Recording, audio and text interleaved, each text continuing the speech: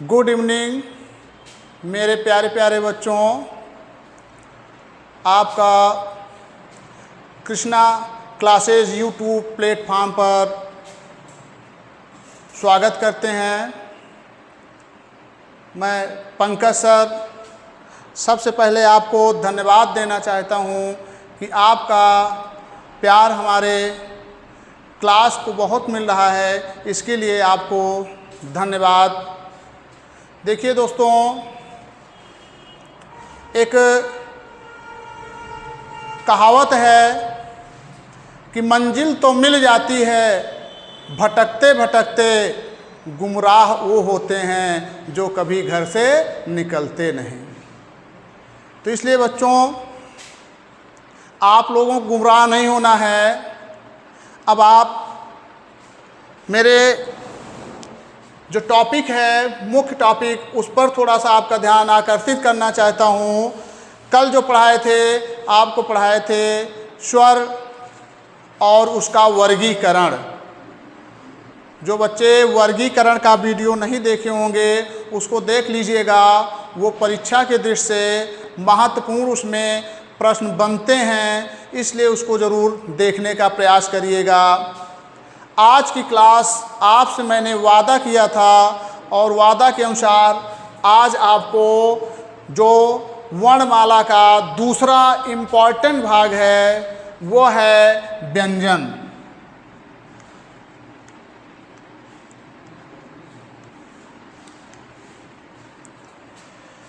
देखिए बच्चों, ये जो व्यंजन लिखा है ये व्याकरण की दृष्टि से शुद्ध नहीं है। इसका शुद्ध रूप जो होगा बिंदी के जगह पर इया होगा, ये सही माना गया है। अब बिंदी की जगह इया क्यों होगा? क्योंकि जो पंचम वर्ण होता है, बिंदी के बाद जो वर्ण आता है उसका पांचवां वर्ण क्या हो जाता है? वो बिंदी का रूप धारण कर लेता है।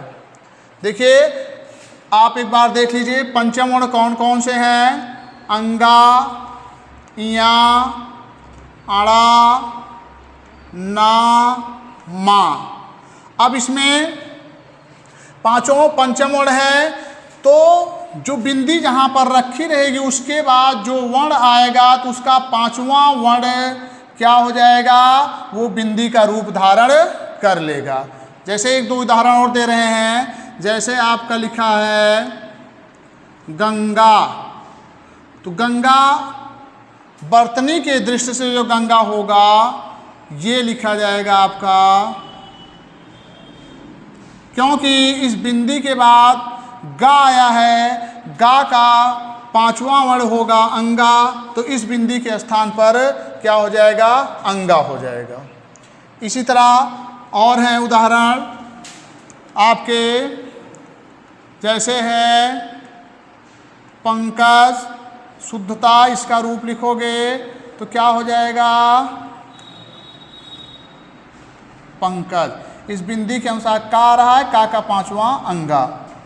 ठीक है दोस्तों, ये तो मैंने थोड़ा सा विशेष जानकारी देने का प्रयास किया। हमको आपको अपनी टॉपिक की ओर चलना है, उस पर ध्यान आकर्षित करना है।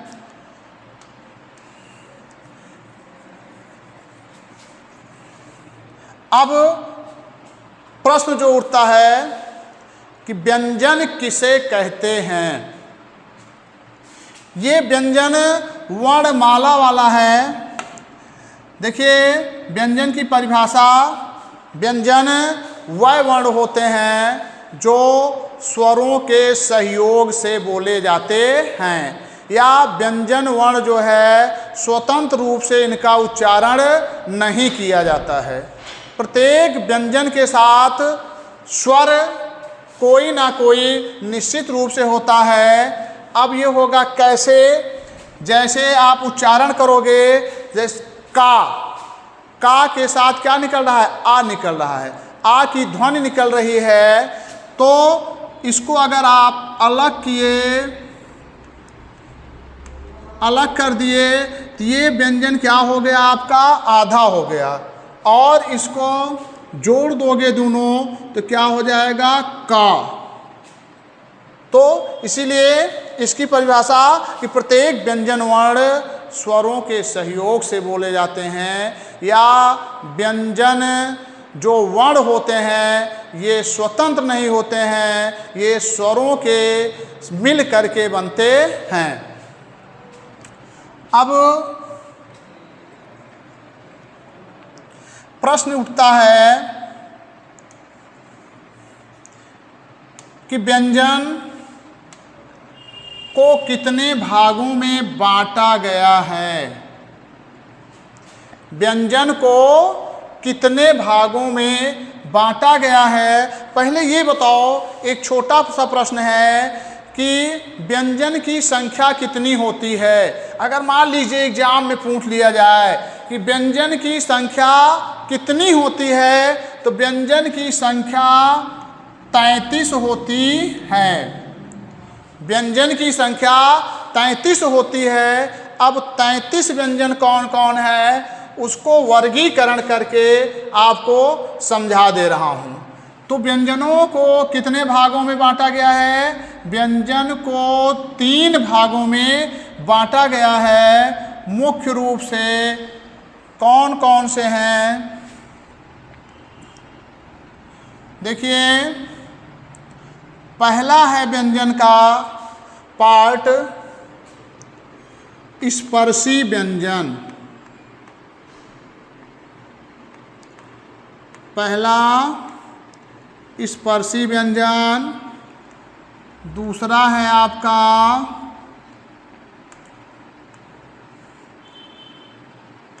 अंतस्थ व्यंजन, तीसरा है संघर्षी व्यंजन।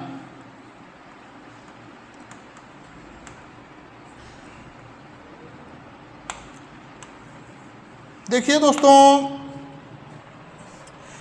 अब एक चीज़ और, इसकी इम्पोर्टेंट चीज़ बता देना चाहता हूँ कि स्पर्शी व्यंजन के और क्या नाम हैं। इसी का एक और नाम है, क्या बोलते हैं इसको,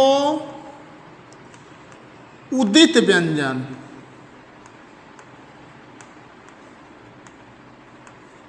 उदित व्यंजन भी इसका नाम है।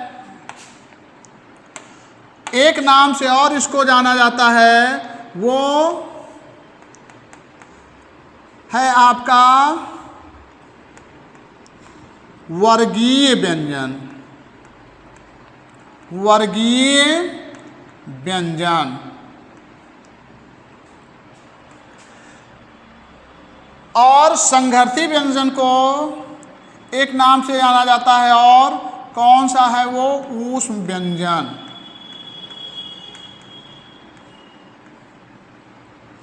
ऊष्म व्यंजन। ये तो व्यंजन के भाग हुए। व्यंजन को 3 भागों में बांटा गया है, स्पर्शी व्यंजन, अंतस्थ व्यंजन, संघर्षी व्यंजन। अब प्रश्न उठता है कि स्पर्शी व्यंजन किसे कहते हैं। देखिए बच्चों, ये जो स्पर्शी व्यंजन है, स्पर्शी व्यंजन वह व्यंजन होते हैं जो कंठ, तालु, मूर्धा, दंत, ओष्ठ के सहयोग से बोले जाते हैं, वो स्पर्शी व्यंजन कहलाते हैं। स्पर्शी व्यंजन, फिर सुन लीजिए परिभाषा, कि स्पर्शी व्यंजन वह व्यंजन होते हैं जो कंठ, तालु, मूर्धा, दंत और ओष्ठ के स्पर्श से बोले जाते हैं, वह स्पर्शी व्यंजन कहलाते हैं। इसकी परिभाषा भी लिख दे रहा हूं। कंठ, तालु, मूर्धा, दंत, ओष्ठ के सहयोग से बोले जाने वाले वर्ण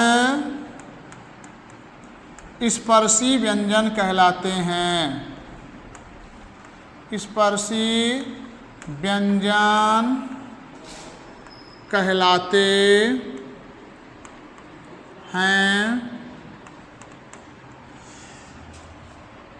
इन्हीं से, क्योंकि इन व्यंजनों से अन्य व्यंजन उत्पन्न होते हैं, इसलिए उदित व्यंजन भी कहते हैं। और वर्गीय व्यंजन, वर्ग और वर्गीय में देखिए अंतर बता दे रहा हूँ, क्योंकि अगर ये कहा जाएगा का वर्ग, इसको ध्यान से देखिएगा दोस्तों, नहीं वर्ग और वर्गीय में आप कंफ्यूज हो जाते हो। अगर का वर्ग कहा जाएगा तो का वर्ग में केवल कौन कौन व्यंजन आएंगे? का, खा, गा, घा, अंगा, इतने ही व्यंजन आएंगे। जब पूछा जाएगा कि का वर्ग की बात होगा, और अगर कह दिया जाएगा वर्गीय व्यंजन, तो वर्गीय व्यंजन अगर कह दिया जाएगा तो उसमें क्या आ जाएगा? का से ले करके माँ तक जो होंगे वो क्या, जो वर्ण होंगे क्या कहलाएंगे? वो वर्गीय व्यंजन कहलाएंगे। इसलिए मेरे प्रिय साथियों, इसको ध्यान दीजिएगा, कहीं आप मिस ना करिएगा।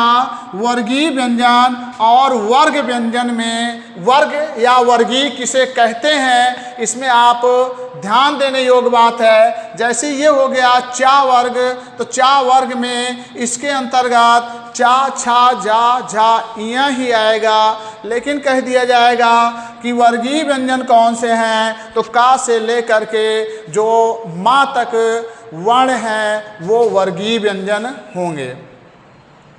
अब मैं प्रश्न उठता है कि इनकी संख्या, स्पर्शी व्यंजन की संख्या कितनी है? जो महत्वपूर्ण क्वेश्चन है, कई बार पूछा भी जाता है। तो स्पर्शी व्यंजन की संख्या जो है वो 25 है। स्पर्शी व्यंजन की संख्या 25 है। वो व्यंजन कौन कौन से हैं उसके बारे में भी आपको जानकारी दे देना चाहता हूँ। देख लीजिए, क, ख, ग, घ, अंगा, च, छ, जा, झा, या, टा, ठा, डा, ढा, अणा,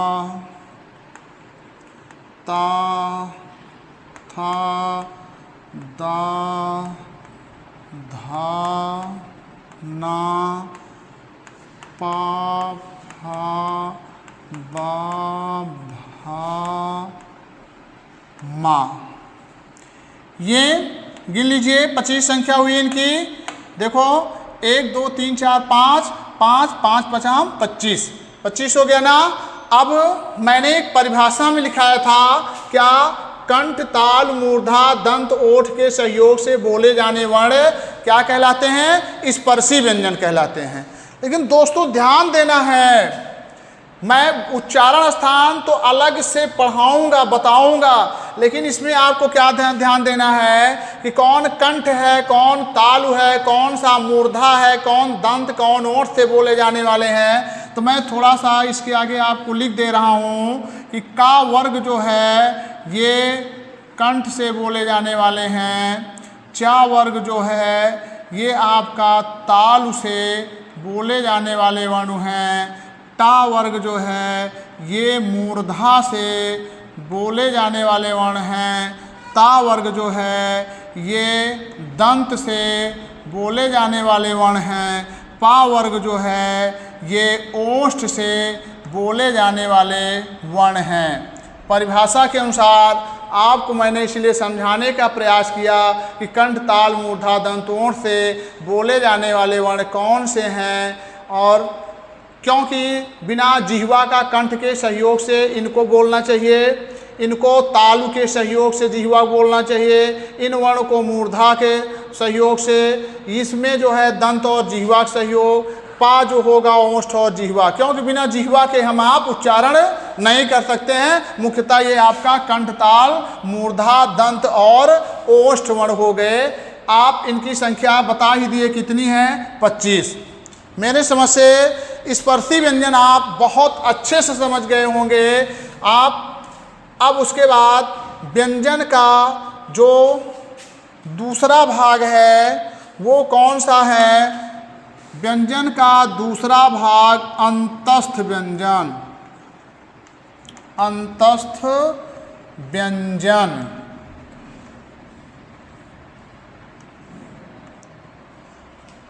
अंतस्थ व्यंजन की परिभाषा कर लीजिए। वह व्यंजन जो स्वर और व्यंजनों के बीच के वर्ण होते हैं। वह व्यंजन वर्ण जो स्वर और व्यंजन के मध्य के वर्ण होते हैं वो क्या कहलाते हैं? अंतस्थ व्यंजन कहलाते हैं। इनकी संख्या 4 है। इनकी संख्या 4 है। कौन कौन से है उसको भी देख लेते हैं। वो या, रा, ला और वा, ये आपके चारों अंतस्थ व्यंजन हैं।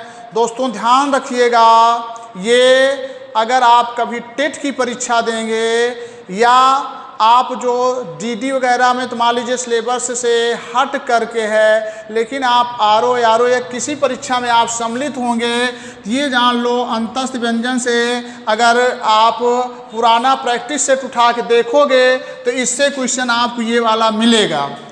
तो यहाँ अंतस्थ व्यंजन वह व्यंजन होते हैं जो स्वर और व्यंजन के मध्य से इनका उच्चारण होता है। इनकी संख्या 4 है। कौन कौन से हैं? या, रा, ला, वा। ये तो स्वर का दूसरा भाग रहा। अब तीसरा भाग आप व्यंजन का तीसरा भाग जो बताए थे वो कौन सा है? वो आपका है संघर्षी या ऊष्म व्यंजन।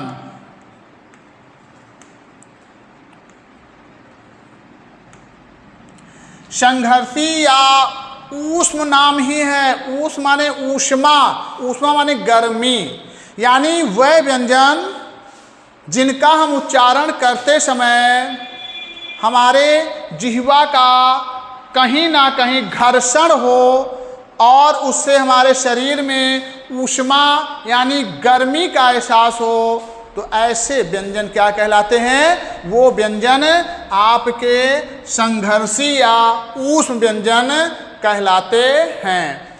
इनकी संख्या कितनी है? इनकी संख्या 4 है। इनकी भी संख्या 4 है। तो कौन कौन से हैं दोस्तों देख लेते हैं। शा, खा, शा और हा। शा, खा, शाहा ये कौन से व्यंजन हैं? संघर्षी व्यंजन हैं। अब आपकी गिनती करवा दे रहे हैं क्योंकि मैंने बताया था कि जो मूल व्यंजन हैं उनकी संख्या 33 बताई थी। आप देखो स्पर्शी व्यंजन की संख्या 25 और अंतस्थ व्यंजन की संख्या 4 और संघर्षी व्यंजन की संख्या 4। तो इस तरह मिला करके कितनी संख्या हो गई? 33 संख्या। तो व्यंजनों की जो मूल व्यंजन की संख्या कितनी है? 33 है। क्वेश्चन बन सकता है मूल व्यंजन की संख्या 33 है। अब आपके दिमाग में क्वेश्चन उठ रहा होगा, स्वाभाविक है उठना भी चाहिए, क्योंकि कि सर इसके साथ मैं पढ़ा था छत त्रंग ज्ञा, तो क्या ये सर व्यंजन नहीं है? मेरे प्यारे दोस्तों ये भी व्यंजन हैं, लेकिन ये जो है किसी ना किसी व्यंजन के सहयोग से बने हुए हैं, इसलिए ये जो है संयुक्त व्यंजन कहलाते हैं।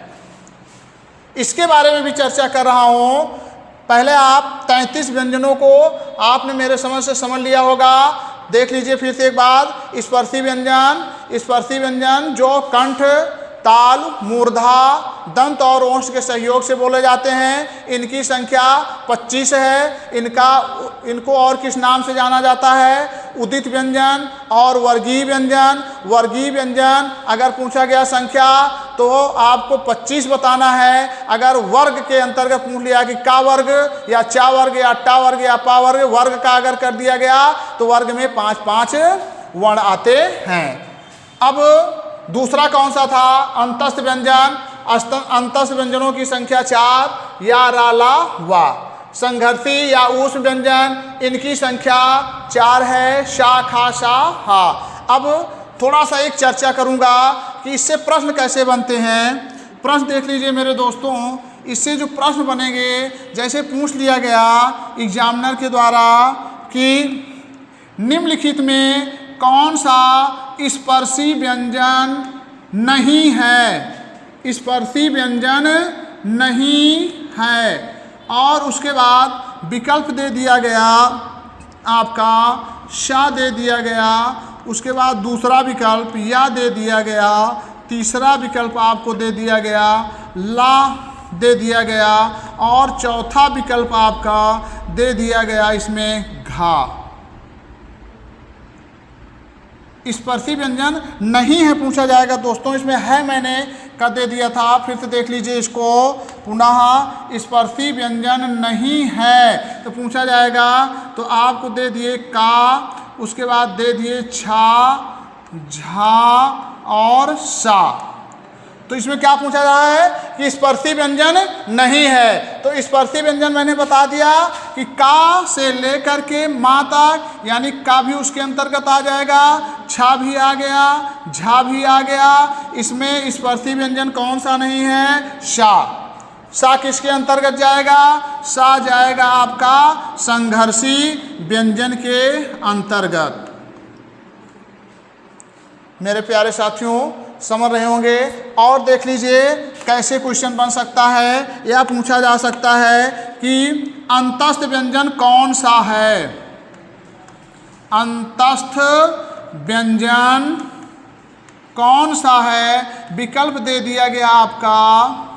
पहला विकल्प दे दिया गया का, दूसरा विकल्प दे दिया गया भा, तीसरा विकल्प दे दिया गया हा, चौथा विकल्प दे दिया गया वा।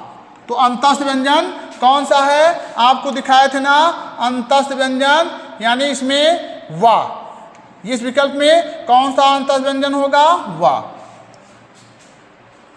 मेरे समझ से आपको समझ में आ गया होगा कि क्वेश्चन कैसे बनते हैं, एग्जाम में किस तरह क्वेश्चन पूछे जा सकते हैं, या इनकी संख्या भी पूछी जा सकती है कि संघर्षी व्यंजन की संख्या कितनी है, ऊष्म व्यंजन की संख्या कितनी है, या जो है आपका स्पर्शी व्यंजन की संख्या कितनी है। तो इसको आप देख लीजिए, इस तरह की क्वेश्चन बन सकते हैं। अब क्योंकि टॉपिक को थोड़ा आगे बढ़ाते हुए 33 व्यंजन मैंने आपका वर्णन किया। अब उसके बाद आपके जो संयुक्त व्यंजन हैं, संयुक्त व्यंजन हैं, उनकी भी चर्चा कर दे रहा हूँ। साथियों एक चीज़ ध्यान दीजिएगा, संयुक्त स्वर भी होते हैं, उनकी भी संख्या 4 होती है, और संयुक्त व्यंजन भी होते हैं, उनकी भी संख्या 4 होती है। अब इसमें देखिए आप उसमें कंफ्यूज ना होइएगा, वो स्वर रहेंगे और ये व्यंजन रहेंगे।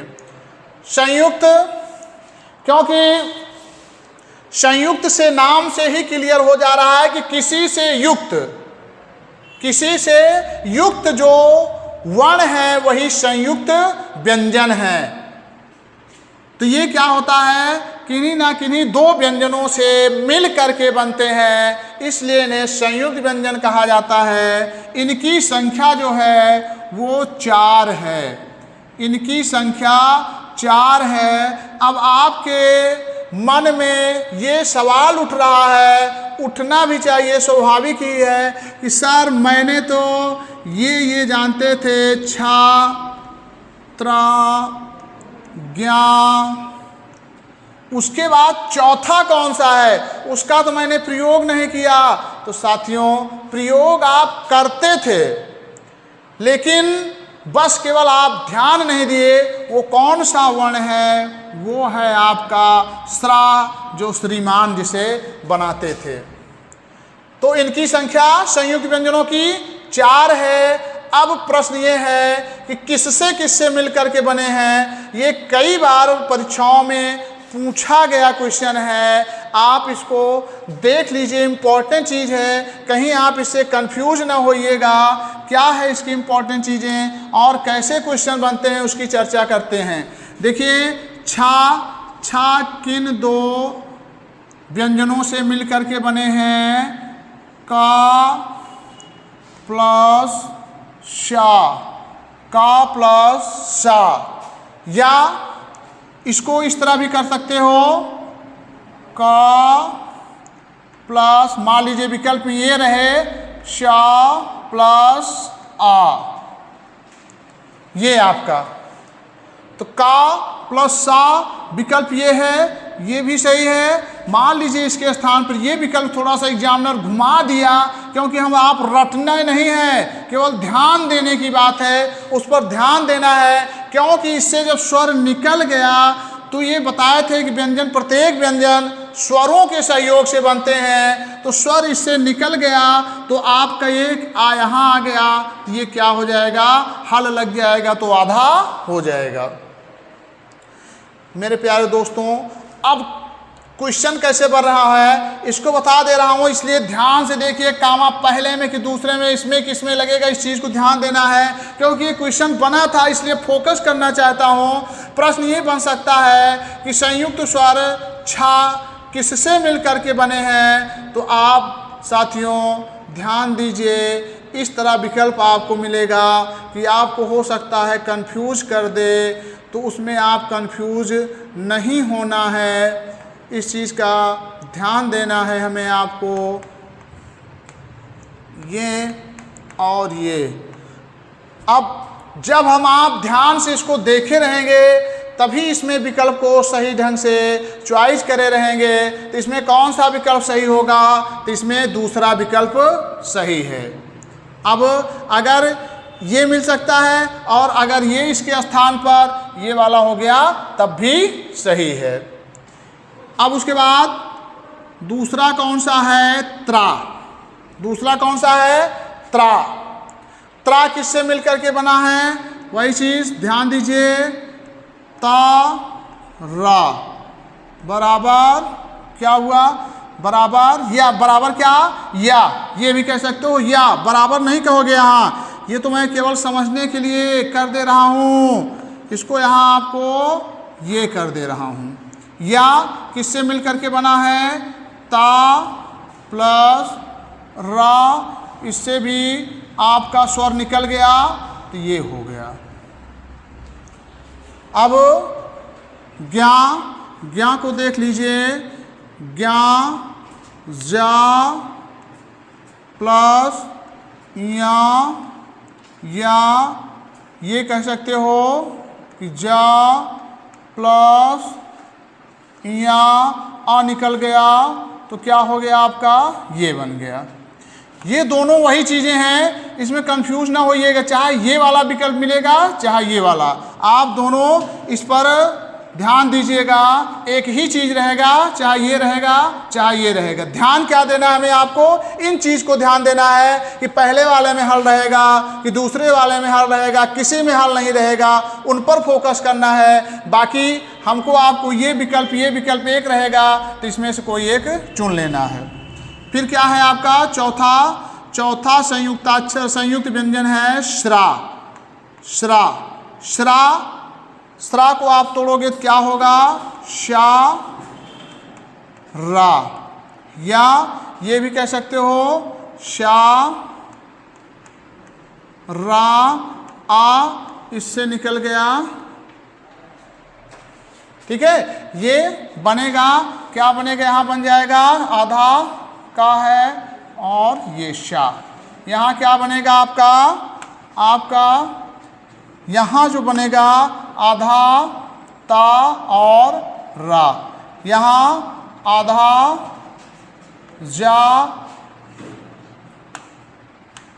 आधा जा कर दीजिए क्योंकि हल से नहीं करना है, और यहाँ क्या रहेगा आधा शा और रा।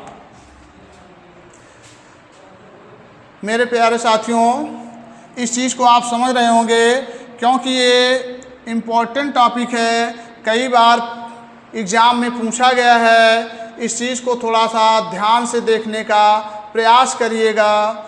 अब देखिए दोस्तों, मैंने शुरू में आपको पढ़ाया था तो एक चीज़ बताया था कि कुल वर्णों की संख्या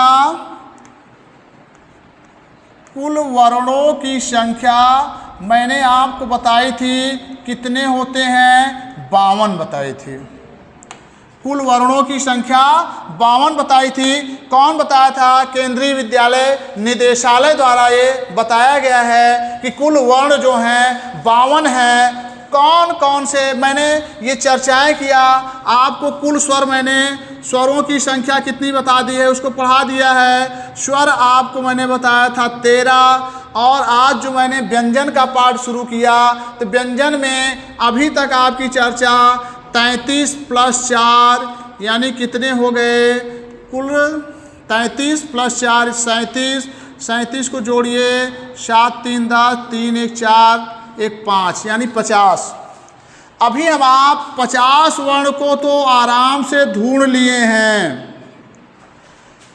मैं एक चीज़ लिख देना चाहता हूं आपके सामने कि देख लीजिए 50 वर्णों को लिखा हूं, कौन सा वर्ण अभी छूट रहा है उस पर ध्यान दीजिएगा। देख लो बच्चों, मैं थोड़ा सा जल्दी में इस पॉइंट को लिख देना चाहता हूं कौन सा वर्ण, क्योंकि आप देखो प्रयास करो, हो सकता है आप लोग निश्चित रूप से बताओगे। ऊ हो गया, री, ए, ओ, औ, अं, आहा। 13 हो गए, 13 स्वर हो गए आपको। इसमें देख लीजिएगा कोई वर्ण छूटत नहीं है क्योंकि 52 की बात है, अभी 50 ही हम आप ढूंढ पाए हैं। ये उसके बाद व्यंजन की भी चर्चाएं कर दे रहा हूँ, देख लीजिए लिख दे रहा हूँ जल्दी से।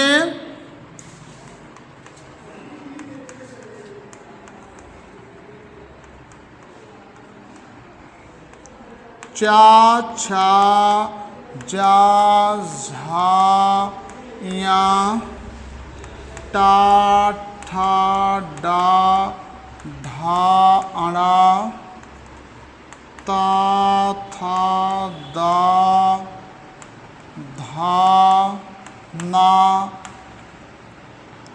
फिर है पा, फा, बा, भा और माँ, फिर या, रा, ला, वा, शा, खा, शा, हा। देखिए दोस्तों, ये नहीं ना सोचिएगा कि आप सर काका का क्या लिख रहा हूँ, ये मैं देखना चाहता हूँ कि आप कौन सा वर्ण उसमें देख रहे हो छूटे हुए, कहीं उस वर्ण को कंफ्यूज तो नहीं हो रहे हो, बस उसको दिखाना चाहता हूँ जो छूटे हुए हैं। छ, त्रंग, ज्ञा और श्रा। इसमें कोई ऐसा लग रहा है कि कोई वर्ण छूटा है? मेरे समझ से आपको लगेगा कि कोई वर्ण नहीं छूटा है सर। 2 वर्ण कौन से हैं? तो मेरे प्यारे प्यारे बच्चों ध्यान दीजिएगा, उसको आप बोलते हो कौन सा? अतिरिक्त व्यंजन। क्या बोलते हो? अतिरिक्त व्यंजन। अतिरिक्त व्यंजन जो कई नाम से जाना जाता है, जिस साहित्यकार को जो पसंद आया उसी के अनुसार उसका नाम रखा। अतिरिक्त व्यंजन सबसे इम्पॉर्टेंट चीज़ आपको ध्यान देना है परीक्षा के दृष्टि से, क्योंकि आप हर जगह आपको मिल सकता है लेकिन ये नाम जो है आपको जल्दी नहीं मिलते हैं। ये हैं ताड़न जात, ताड़न जाति व्यंजन भी उसी को कहते हैं जो बताने वाला हूँ कौन सा। और क्या है इसका नाम? इसका नाम तीसरा नाम जो होगा, नाम एक ही लोगों का है ये सब, ये है उच्छिष्ट व्यंजन। इसी को और किस नाम से जाना जाता है? ऊपर फेंका हुआ व्यंजन। और किस नाम से जाना जाता है? ये द्विगुण व्यंजन के नाम से भी जाना जाता है। द्विगुण व्यंजन के नाम से भी जाना जाता है। और किस नाम से जाना जाता है? क्योंकि ज़्यादा नाम नहीं गिनाऊंगा, ये इम्पॉर्टेंट चीज़ है क्योंकि बन सकते हैं। इसको आप आगत व्यंजन भी कह सकते हो। आगत व्यंजन के नाम से भी जाना जाता है। लेकिन अतिरिक्त व्यंजन जो है ये इस नाम से अधिक फेमस है। तो अतिरिक्त व्यंजन का मतलब होता है कि वह व्यंजन जो शब्द को तो बनाने में सहयोग करते हैं लेकिन प्रारंभ में इनका प्रयोग नहीं होता है। दोस्तों इस चीज़ के ध्यान रखिएगा, जो अतिरिक्त व्यंजन होते हैं शब्द को तो बनाने में पूरा सहयोग करेंगे लेकिन अतिरिक्त या शुरुआती या प्रारंभ जो है इन व्यंजनों से नहीं होता है। वो कौन से व्यंजन हैं आपके सामने रख दे रहा हूँ, वह हैं ड और ढ। अब मन में उठ रहा होगा कि सर डा ढा वहाँ लिखे थे लेकिन आप देखिए इसमें कहाँ बिंदी रखी है, उसमें बिंदी है कि नहीं। इस डा माने तो आप बता सकते हो कि डलिया, इस ढा माने तो ढक्कन कह सकते हो, लेकिन ये बेचारे डा माने इसको न डलिया कह सकते हो और न ही ढक्कन। ये देखिए प्रारंभिक वर्ण तो इससे नहीं बनते हैं, शब्दों का कैसे निर्माण करते हैं आप थोड़ा ध्यान दीजिए, जिस पर हम आप चलते हैं बहुत तेजी से। कौन सा वो है सड़क। सड़क दोस्तों ध्यान देखिएगा, इस बिंदी का कितना महत्व है। अगर आपको इस बिंदी को हटा दोगे तो ये क्या हो गया? सड़क। बिंदी को हटाया सड़क। अगर बिंदी को थोड़ा बगल में कर दिए आप लोग तो क्या हो जाएगा? ये अंक की बिंदी हो जाएगी, संक हो जाएगा। तो इसको क्या पढ़ोगे? ड, सड़क। ये क्या है? ड है, और डा है, ड है। और ये क्या है आपका? आपके जिले का जो इम्पोर्टेंट नाम है कौन सा? प्रतापगढ़। प्रतापगढ़ जब लिखते हो तो अगर बिंदी नहीं रखते हो तो क्या हो जाएगा? प्रतापगढ़। प्रतापगढ़ हो जाएगा और बिंदी आपने रख दिया दोस्तों तो क्या हो जाएगा? वो प्रतापगढ़। तो ये क्या हो गया? ढ। ये ढ, ड़ और ढ। तो ये बेचारे शब्द का पूर्ण सहयोग करेंगे। जैसे पढ़ाई हो गया, लेकिन अगर कहोगे तो इस ढ माने ढक्कन, तो इस ढ माने ढक्कन नहीं हो पाएगा। अब आपको गिनती करा दे रहा हूँ। बात थी किसकी? 52 वर्णों की। मैंने गिनती देख लीजिए। अब 13 क्या हो गए? स्वरों की संख्या 13 हो गई। और व्यंजन जो है कितने हो गए आपके? व्यंजन हो गए कुल इसमें 37, क्योंकि 33 जो है मूल व्यंजन, 4 जो है संयुक्त व्यंजन, तो 37 हो गए। और उसके बाद अतिरिक्त व्यंजन 2 हो गए। तो टोटल इनकी संख्या मेरे प्यारे दोस्तों 52 हो गई। तो 52 वर्णों का मैंने आपको गिनती करा दिया। अब इससे एक क्वेश्चन ये बनता है कि कभी कभार पूछ लिया जाता है कि मुख्य वर्ण कितने हैं या मूल वर्णों की संख्या। तो मूल वर्णों की संख्या अगर पूछी जाएगी, कई बार क्वेश्चन, अब यहाँ तो कुल वर्ण तो आपने कितना बता दिया, कुल वर्ण तो आपने बताया 52 हैं, बिल्कुल आपने सही बताया। लेकिन एग्जामिनर भी आपसे होशियारी कर सकता है, क्योंकि वो भी जानता है कि हमारे बच्चे रट करके आए हैं। तो इस चीज़ का ध्यान दीजिए। तो आपको अगर पूछ लिया जाएगा मूल वर्ण की संख्या, तो मूल वर्णों की संख्या आपकी है कितनी, इंपॉर्टेंट चीज, कई बार बना है क्वेश्चन, 44। मूल वर्ण कितने हैं, 44 हैं। मेरे प्यारे दोस्तों ध्यान दीजिए कि 44 कौन कौन है आपके, फिर वही कौन, मुख्य स्वर जोड़ लिया जाएगा। मुख्य स्वर की संख्या मैंने बताई थी कितनी, 11। और फिर क्या पूछ लिया जाएगा आपके, मुख्य हो गए क्या, व्यंजन। मुख्य व्यंजन की संख्या कितनी है, 33। तो आपके वही क्या हो गई संख्या, 44 हो गई। जो मुख्य स्वर है उनको काउंट करा दीजिएगा, और जो मुख्य व्यंजन हैं उनको काउंट करा दीजिएगा, वही आपके मूल व्यंजन हो जाएंगे। अब थोड़ा सा एक टॉपिक की ओर ध्यान ये दिलाना चाहता हूँ, ये आप कुल वर्ण पढ़ लिए, या वर्णों की संख्या या मूल वर्णों की संख्या आपने पढ़ लिया। इसके साथ एक चीज़ ये बताना चाहता हूँ, एक साहित्यकार जो हैं शिव प्रसाद सितारे हिंद,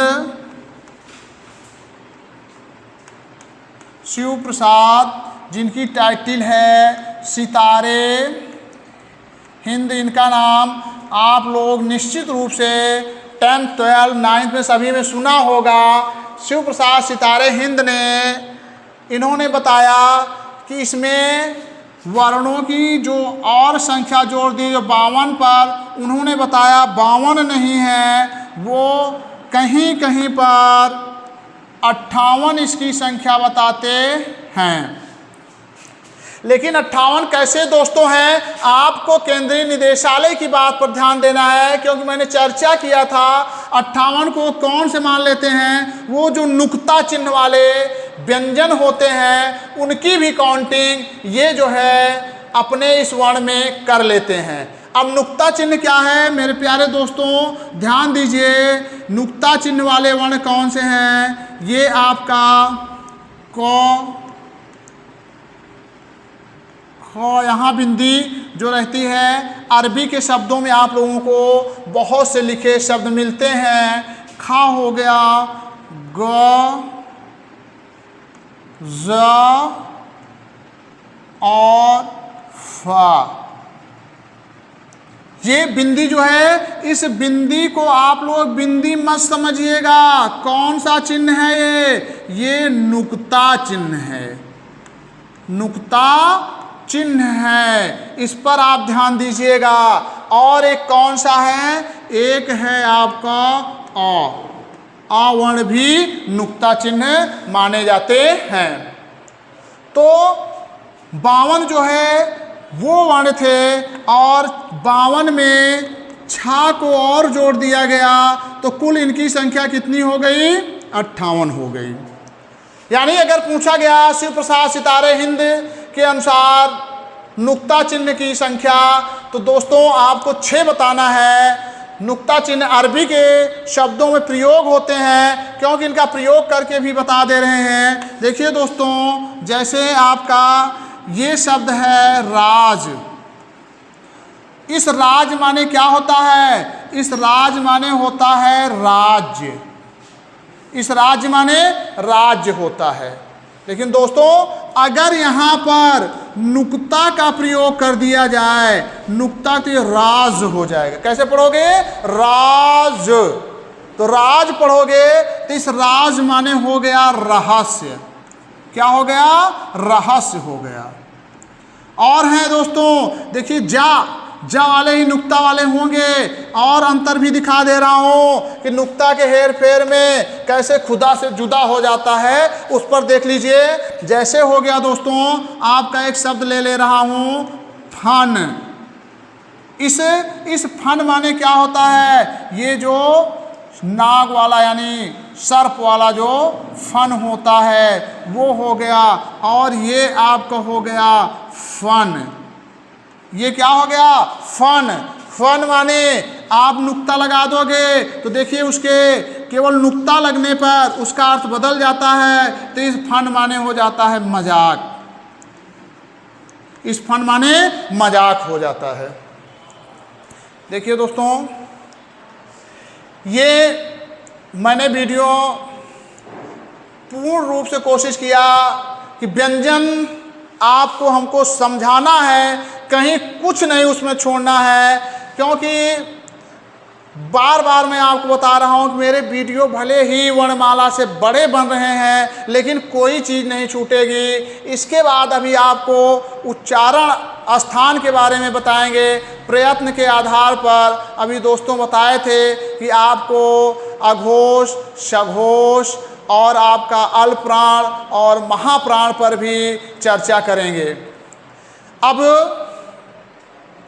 क्योंकि इस चीज़ को मैं आपसे पूरा भरोसा करता हूँ कि मेरे द्वारा समझाया गया टॉपिक आपको बहुत अच्छे से समझ में आया होगा। बस दोस्तों, अगर समझ में आया है तो एक बार हमारे चैनल को आप लोग सब्सक्राइब करिए, लाइक लीव करिए और शेयर भी करने का प्रयास करिए। धन्यवाद।